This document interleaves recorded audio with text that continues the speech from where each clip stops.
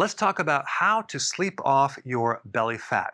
Now, wouldn't it be nice to be able to go to sleep and wake up and you have a flat stomach? Well, I think a lot of people don't emphasize the importance of sleep in helping you lose weight. So if you've been watching my videos, you know the standard routine of what you need to do to lose weight. Lower those carbs, do intermittent fasting, add exercise, lower stress.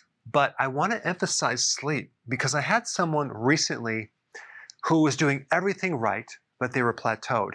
But all I told them to do was improve their sleep, and bam, they started losing weight. Finally, after months of trying to lose weight and no success.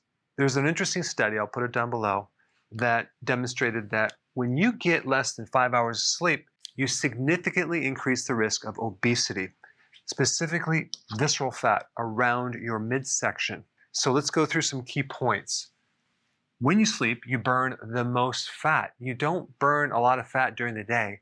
It's when you're sleeping. And so if you're not getting enough sleep and, of course, quality sleep, that's going to be a huge factor. So you need at least 7 hours. 8 would be optimum right here. Some people actually need more.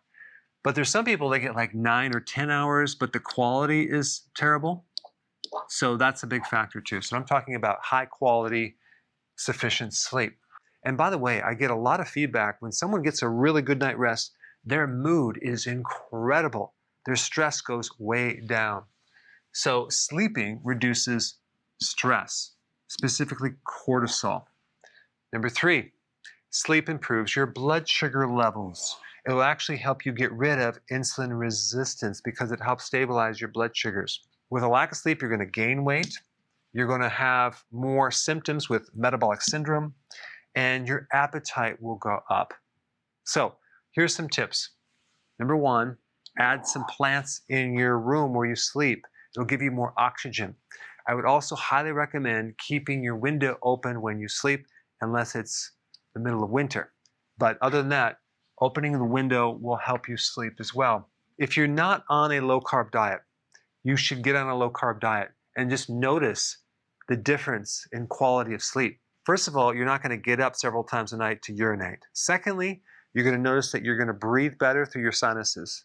Third, you're going to notice that when you switch over to low carb, you're going to go into a much deeper, rejuvenating sleep. Now, a couple things that are really important right before bed. Calcium is really important. Potassium and magnesium is really important as a supplement. These electrolytes help calm down the nervous system and relax the muscles. Vitamin B1 is great if you have excessive thinking 24/7 and stress. Vitamin B1 will help you drift off into a wonderful, relaxing sleep. Celery is a really good thing to consume as your last meal of the day, your dinner, because there's certain phytonutrients in celery that actually promote sleeping and lower blood pressure. Decreasing EMF, electromagnetic frequency.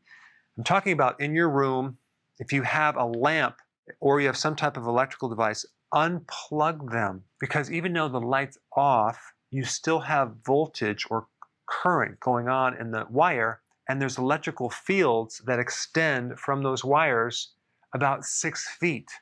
And so you're going to be bathing in this magnetic field, which is going to interfere with your ability to sleep.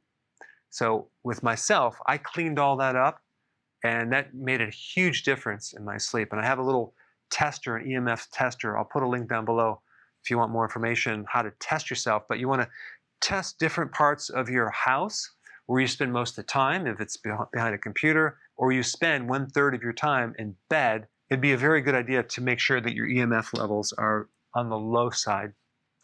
Exercise will promote better sleep, going for the long walk every single day.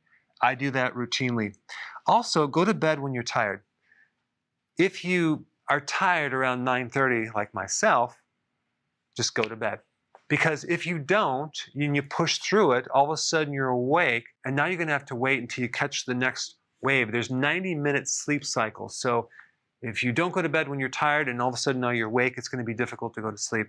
And so that's going to disrupt your sleep cycles. But I personally get the best sleep if I go to bed early and sleep my 7 hours and then wake up and I'm good to go. Stop watching the news before bed. If you want to watch the news, watch it in the morning, but right before bed, that might keep you up. All right, thanks for watching, and I will see you in the next video. Before you go, if you have a question about a product, or you're new to keto and you want to know how to begin keto, or you're on keto and you need a debug because it's not going as smooth, I have a keto consultant standing by to help you. This is just for the people in the US. Hopefully in the future we'll be able to answer everyone's call, but I put the number down below so you can call and get some help.